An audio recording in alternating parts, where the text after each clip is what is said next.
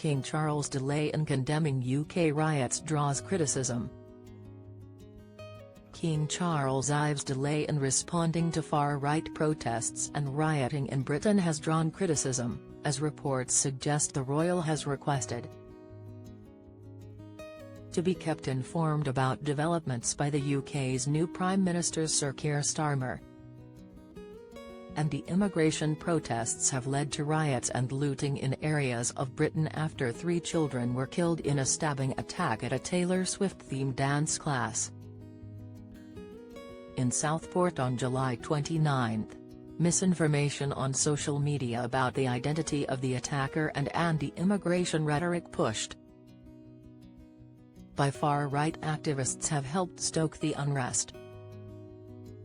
Police have arrested over 100 people connected with the riots, with the Prime Minister saying on Tuesday that those involved would feel the full force of the law and that this should send a very powerful message to anybody involved, either directly or online,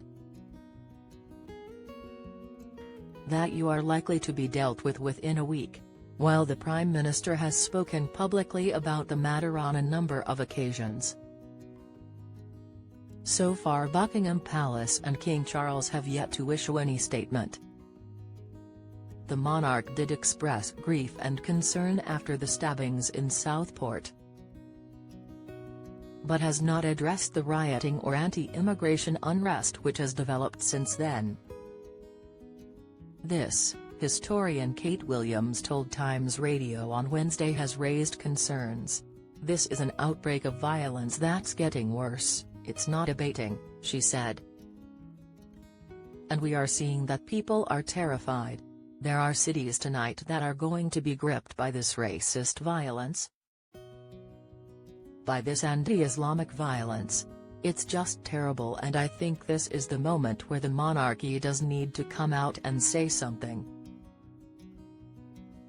I do think that something should be said on behalf of the royal family, expressing sympathy with those who have lost their livelihoods, those who are living in fear," she continued. "Do we need to get to the point where we've got people dying? Because I think that people do look to the monarchy and they do want to know what the monarchy thinks." Royal commentator Richard Fitzwilliams told Newsweek that in a sensitive and politically linked situation such as this, the King will be acting on the advice of, and in line with, the Prime Minister and the government at number 10 Downing Street. King Charles has asked to be kept informed about the riots which have been so appalling an example of racist thuggery. He said, "The King is in Scotland on holiday whilst receiving treatment for cancer, but he is a pivotal symbol of national unity. He will also undoubtedly also be concerned at the hit Britain's reputation has taken abroad after this sudden spasm of perversity." Clearly, Buckingham Palace will be liaising with Downing Street about any public royal response. The monarch will act on advice. This is likely, once the security situation is considered under control, to involve visiting areas which have been affected.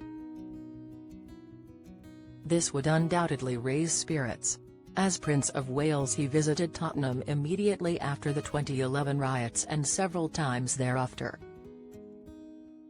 Newsweek approached Buckingham Palace and 10 Downing Street via email for comment.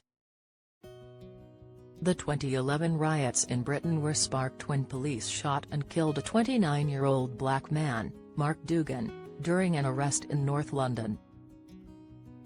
After clashes with the local community, 5 days of rioting and looting took place that resulted in the deaths of 5 people. According to reports, the riots resulted in over 3,000 arrests and caused in excess of £400 million $507 million, of damage. Queen Elizabeth II did not issue a statement about the riots, although members of the royal family undertook visits to the local communities affected around Britain. Charles and Queen Camilla, as Prince of Wales and Duchess of Cornwall, visited Tottenham, where the riots began, 13 days after Duggan was killed.